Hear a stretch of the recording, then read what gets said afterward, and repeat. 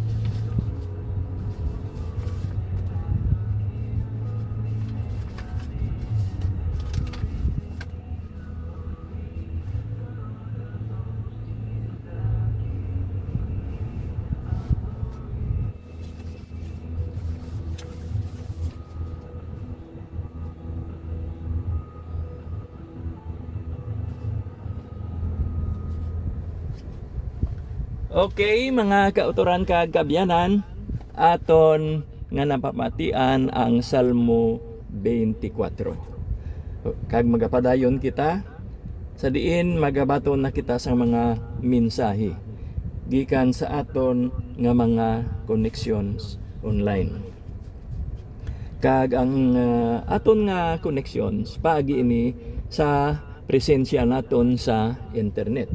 Sa diin may Twitter account kita nga amo ang NRCS Inspirational. Kag ini malabot ninyo kung may mga accounts man kamo sa Twitter o kung ginatawag naton subong nga X nga ang paglalabot ninyo paagi sa aton hashtag nga Narinspirations. May presensya man kita sa Facebook paagi sa aton pahina nga mong inspirational, kag ang sa iban pa nga mga palagyan katulad sang Google kag Pinterest. Kag karon na aton batunon ang mensahe nagikan kay Pope Leo XIV paagi sa iya account sa X nga among Pontifex. Okay, no, siling sang aton balaan nga amay sa sining sitwasyon naton subong kag ang bahin man sang mga nagakahanabo sa aton nga kalibutan,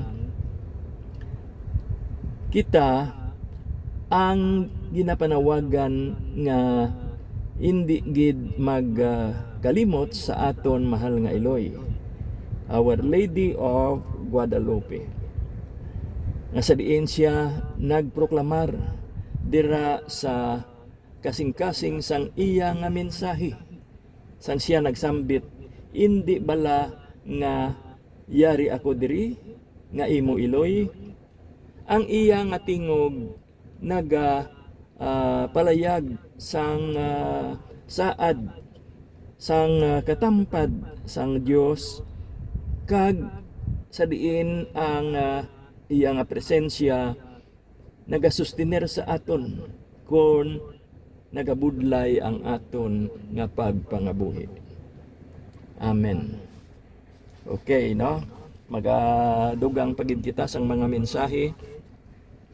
Ang masunod amo ang nagikan kay Sister Luz Aguilar sang Arevalo distrito sining siyudad kag Katapo man sang aton Arevalo chapter, kag ang iya nga mensahe iya nga ginapalambot kaupod sang iya bugos nga panimalay, lakip na ang pagpanamyaw para sa subong nga adlaw.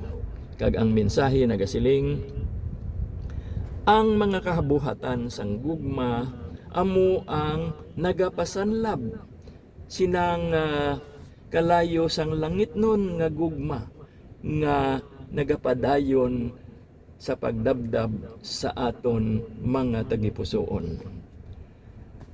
Ang ining mensahe una nga ginsambit ni Santa Teresa de Avila. Ang masunod nagikan sa mga sumulunod ni Saint Mother Teresa. Ang mensahe nagasiling, pamatian naton ang binubuot sang Dios kay siya nagtugas sa aton agod nga higugmaon sang iya nga gugma, kag agod indi pagagub-on sang pagdumot. Una man ini nga ginsambit ni Saint Mother Teresa. Gikan sa isa naton ka ginasunod man sa Twitter nga nagasunod man sa aton ang ACS, ang mensahe nagasiling, ipabilin ako nga hiluway, o Ginoong Dios, kay ikaw ang akon paglaom. Okay, no? Kag sa aton pagid mga kaabyanan sa X nga tagbantay man sang mga dinalan sa aton Biblia, ang ila mensahe nagasiling, ang Dios gugma, kag wala na kita sing nahibalan pa nga matuod-tuod nga gugma magluwas sang sa iya. Amen. Okay, mga kauturan kag kaabyanan, ang aton nga musika nga napreparar pag sundan naton sang isa ka Christmas song.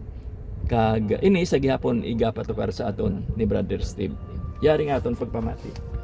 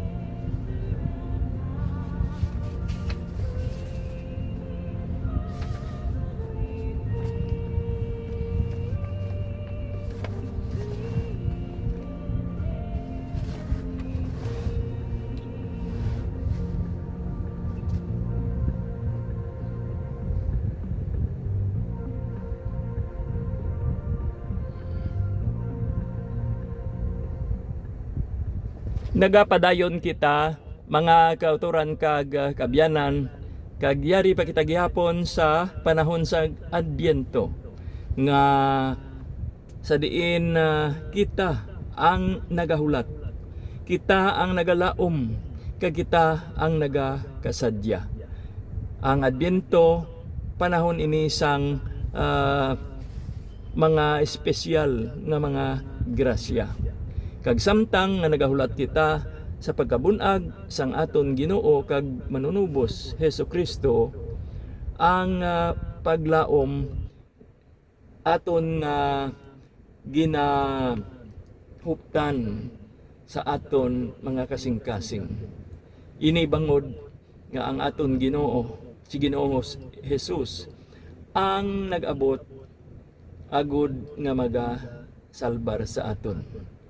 Kag ang kasadya bangod ang iya nga pagkabunag ang kabuhi kag ang resurreksyon mga saad ini sang eternal nga kabuhi para sa tanan nga nagatuman sang iya nga mga ginsugo kag ang mga nagahigugma sa iya.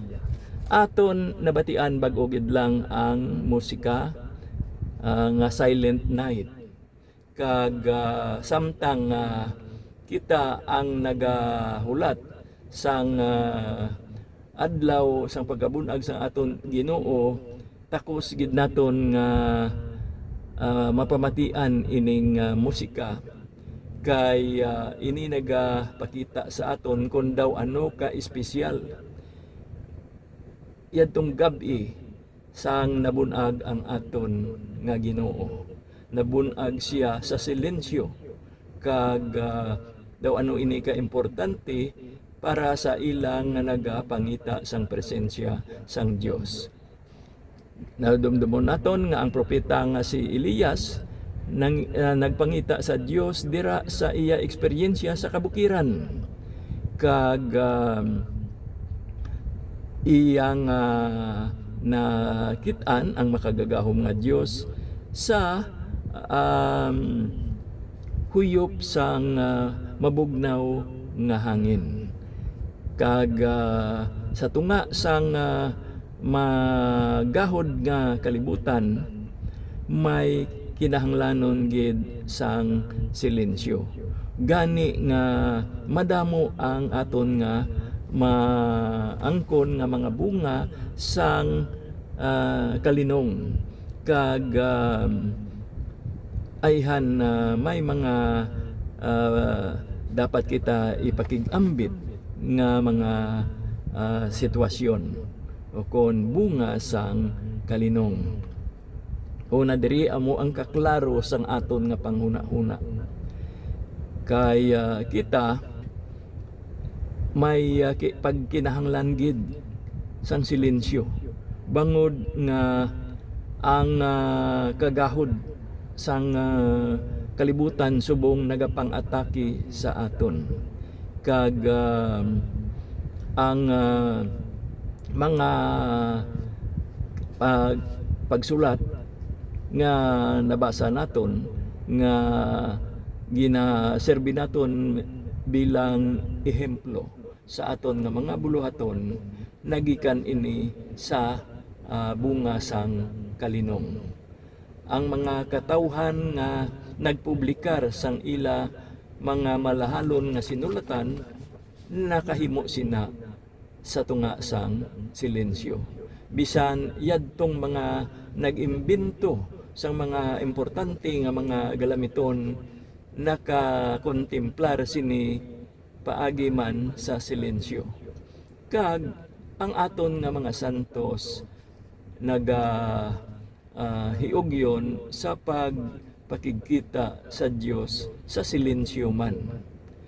Gani nga kabay pa aton gid nga huptan kag tipigan ang silensyo nga aton maangkon sa aton matag adlaw nga pagkabuhi.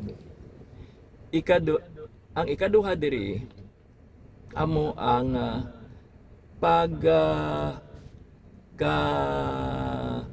kita naton kung ano ang mga butang nga dapat naton likawan.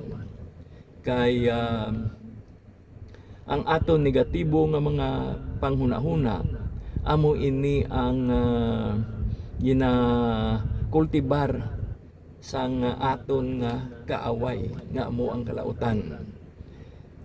Amo ini ang kaaway sang aton nga kaluwasan suno pa kay San Ignacio. Kag amo man ini ang manogsulay suno pa kay Santo Tomas de Aquino.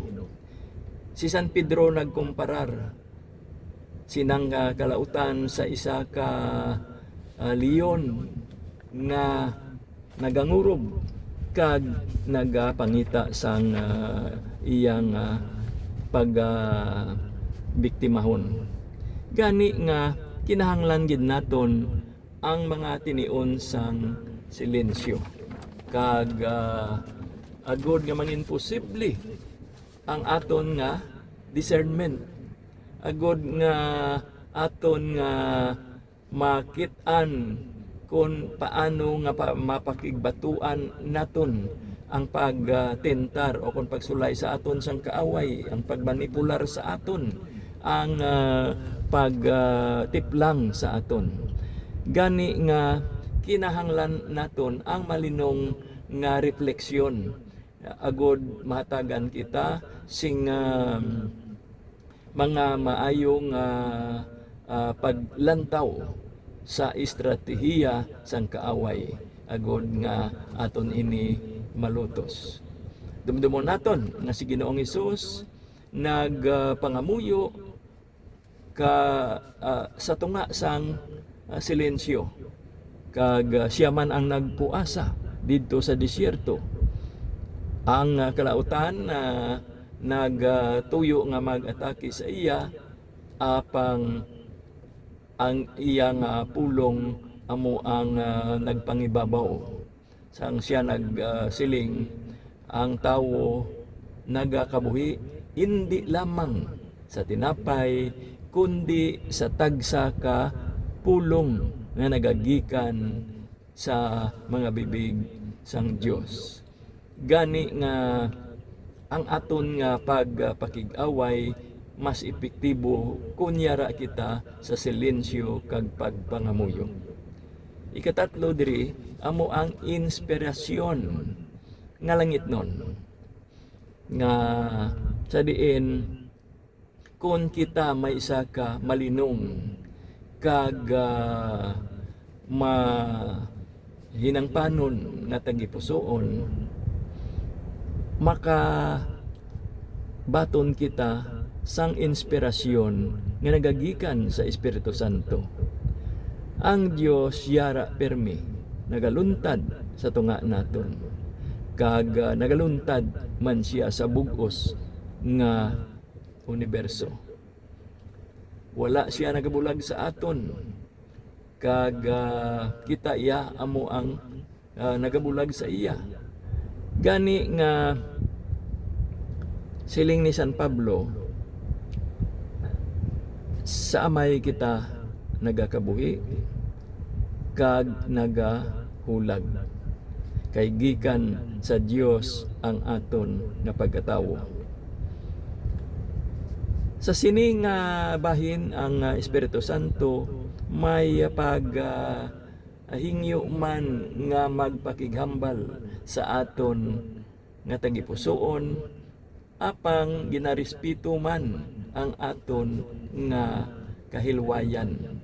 Kung kaisa tama gid kita kasako kag naling-an sang kagahod kag sang aton tama ka masako nga aktibidad, kag daw hindi naton mahatagan sang alagyan ang Espiritu Santo nga magsulod sa aton tagipusoon agod magpakighambal sa aton kag maghatag sang langit nun nga inspirasyon. Gani nga hindi gid kita magalipat nga ang pagkabunag sang aton simbahan sang panahon sang Pentecostes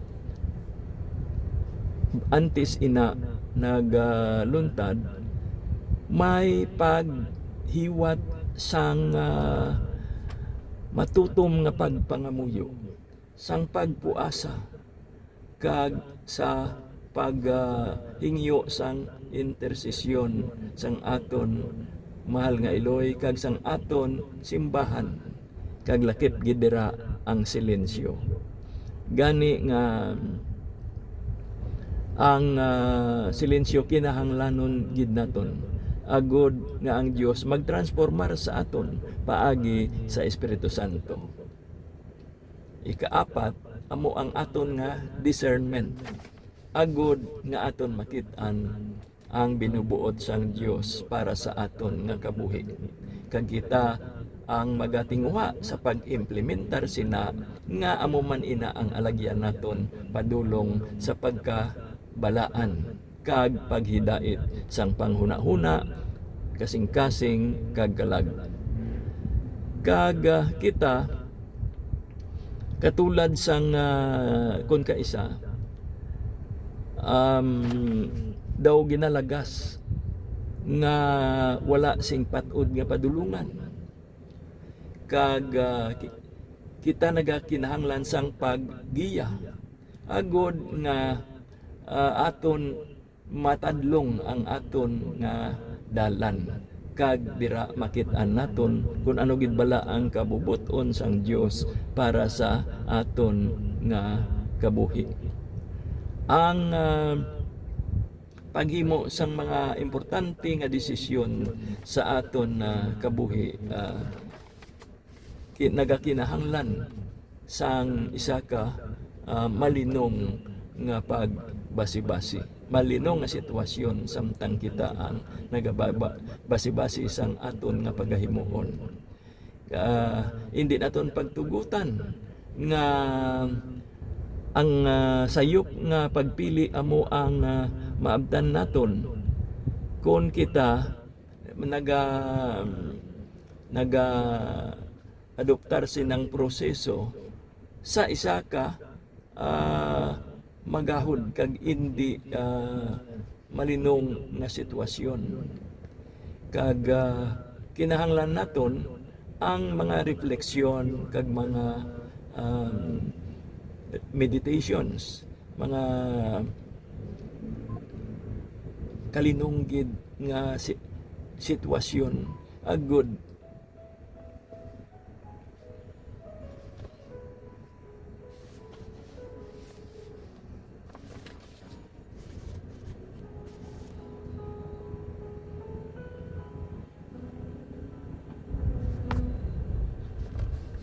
okay, mga kautoran kag kaabyanan, medyo naguntat kita sing makadali bangod sa technical nga rason, kag sa nasilingnan naton kinahanglan gid naton ang paghimaya sa Dios kag sa patigayon sang aton kaugalingon nga konbersyon kag pagkabalaan paagi sa mga buluhaton naton nga sa diin ini gina patigayon naton sa tunga sang silensyo. Kag sa katapusan diri ang ehemplo ni Saint Joseph. Siya ang langit nun nga amay sang aton Ginoo, kag siya ang bana sang Eloy sang aton Ginoo, Santa Maria nga reyna sang mga angeles kag mga santos. Si Saint Joseph ginalantaw naton nga may mga buluhaton nga iya ginpatigayon sa tunga gid sang silensyo, kag ang kalinong nga iya ginaluntaran naga hatagman refleksyon sa iya nga pagka mahipos, nga agud nga sa pag-obserbar naton sang iyam ang binuhatan, kita man makatuon kung paano nga ang silensyo magagabay sa aton sa pagpamati sa pulong sang Dios kag patigayon sini. Gani apresyaron gid naton ang balor sang silensyo, kag himuon naton ini sa mga pag-ugali naton samtang kita ang nagapangamuyo, kay ang Dios magapakighambal sa aton sa kaidadalman sang aton mga kasing-kasing paagi sa malinong naton nga paghatag sang refleksyon. Amen. Okay, tion na agud nga aton pamatian ang ikatatlo naton nga musika nga napreparar para sa sini nga edisyon sang aton nga programa, kag yari na mga kautoran kag kaabyanan ang ikatatlo nga musika.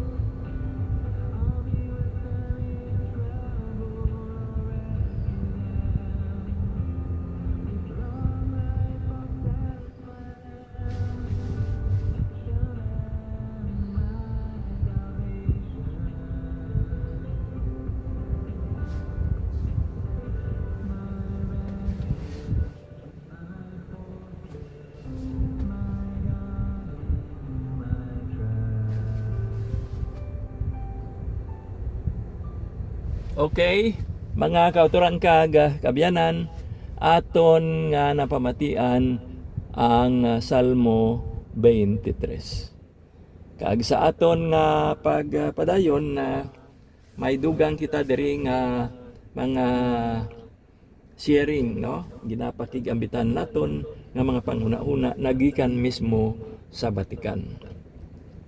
Kag siling sang isa ka alagad sang simbahan nga nabase mismo sa Batikan, may pagkumparar sa aton bilang mga naga panakayon. Kag wala kita nagakadula kundi nga kita amo ang tagbantay sang kagabihon sang kalibutan nga may dako nga pagsalig nga aton makit-an ang kapawa nga naga pasanag para sa tanan nga katawhan. Kay kita ang nagahulat sa pag-abot sang adlaw nga ang aton Ginoo nabunag. Kag sa aton nga paghulat nagadali man kita nga mag-abot na ina nga adlaw. Kag ang ini nga isa ka pinasahi nga panahon nagapakita sa aton nga ang panahon sang Adbyento tion ini nga ang aton simbahan nagapasanag pagid sang aton nga paglaom.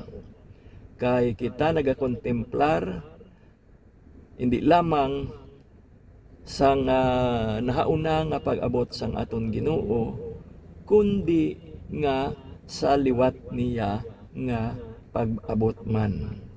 Kag sa sining tinion nga sa diin kita ginapanawagan sa paghulat, dumdumon gid naton ang presensya sang kalinong kag aktibo naton nga pag-aligmat. Ang aton mismo Ginoong Hesus nagkumparar sang paghulat sang iya nga pag-abot sa mga inadlaw sadtong kasaysayan nga mabasahan naton sa daan nga katipan nga antes nag-abot ang dako nga pag-anaw sa tiempo ni Noe. May mga inadlaw nga daw normal lamang apang si Noe iya nagtukod sang arka nga amo man ang instrumento sang kaluwasan.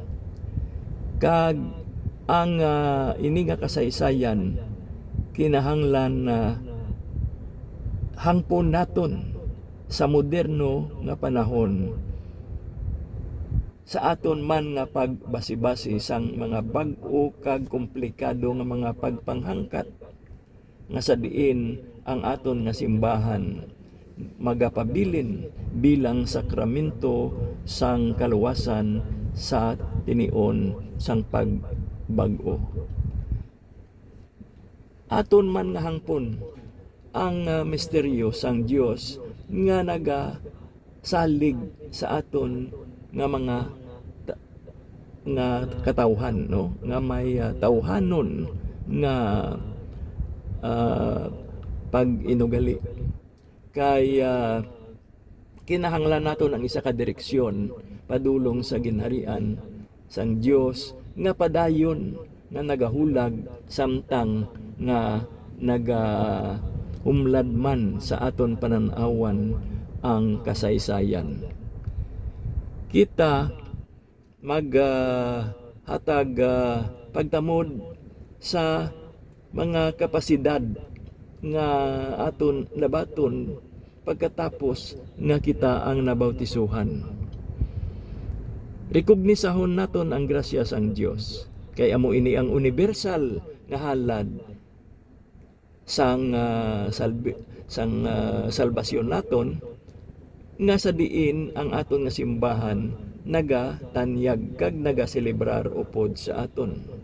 Agod nga ang tawhanon nga kabuhi maproteksyonan batok sa mga kalainan sang sala. Ang aton nga simbahan nagahalonggid nga kita ang maproteksyonan kag maparealisar sang misteryo nga naangot sa pagtuga sa aton sang aton amay sa langit. Kag agod nga ina nga pagsalig nga ginahuktan naton magapadayon sa mga inadlaw nga palaaboton. Kag ang Vatican man mismo nagahatag sa aton advice nga kinahanglan gid naton ang aton nga pagkomiter bisan pa nga kita ang nahalitan sang mga hindi maayong mga butang nga aton nasugata sa kalibutan, agod nga kita mag-umwad sa kamatuoran kag sa katahom. Dumdumon man naton nga may mga dapat man kita himuon nga ang aton nga mga kaangtanan sa sining ginapuy-an naton nga kalibutan mangin hamtong kag paagi sa pag-selebrar naton sang mga inadlaw sa panahon sang Adbyento, mabuksan naton ang aton kaugalingon sa Dios kag sugod kita sa pagtugot sa iya nga iya kita nga ayuhon sa pihak sang aton nga pagkahuyang. Kay ang aton nga kabuhi nagaumwad kung kita ang nagapahamtang sa Dios dira sa sentro mismo sang aton nga pagkabuhi. Kag ang aton Ginoo padayon nga ekspektar sa aton nga kita mangin maalam samtang kita nagapangita sa aton amay sa langit. Katulad bala nga sang panahon ni Noe, siya nagtinguha gid nga mapangita ang grasya sang Dios. Kag sa iya nga pagtukod sang iya nga arka, iya man nga nakit-an nga ang Dios na hamuot gid sa iya nga pagtinguha sang pagbag-o sa iya nga kabuhi. Gani nga ang mga ehemplo katulad sini nga mabasahan naton sa aton nga Biblia nagapaumwad sa aton, nagatugot sa aton nga magtukod man sang aton kaugalingon nga arka bilang masakyan naton sa aton pagbiyahe agod nga makit-an naton ang ginapangita naton nga duog didto sa langit. Gani nga ang mga leksyon sang kabuhi aton nga pagatun-an kag aton nga basibasihon sa tunga sang kalinong nga nagaluntad sa panahon sang Adbyento nga among aton ginpili agod konsentrahan ining aton nga ginahandom nga pagbag-o sa aton nga kabuhi. Amen. Okay mga kauturan kag kaabyanan, daw ginakulang na kita sang panahon agod nga makapadayon gani nga aton na nga pasakupan kag hatagan refleksyon ining aton nga concluding song and prayer nga amo man ang magatakop sang aton nga palatuntunan sa kahanginan. Kag ining musika amo ang Salmo 91 nga iga patukar sa aton sa gihapon ni Brother Steve. Yari na ang aton nga concluding song and prayer.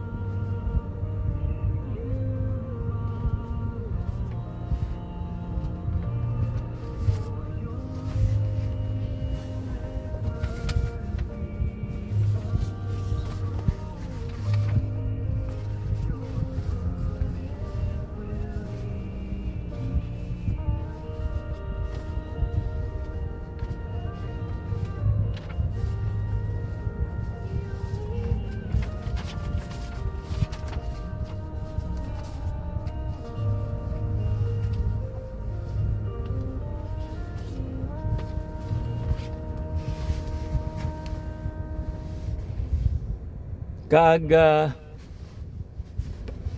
matapos ining aton nga concluding song and prayer, mga kauturan kag kaabyanan, aton na nga ginatakpan ang ini nga adlaw nga edisyon sang aton nga programa sa kaanginan, ang oras sang inspirasyon.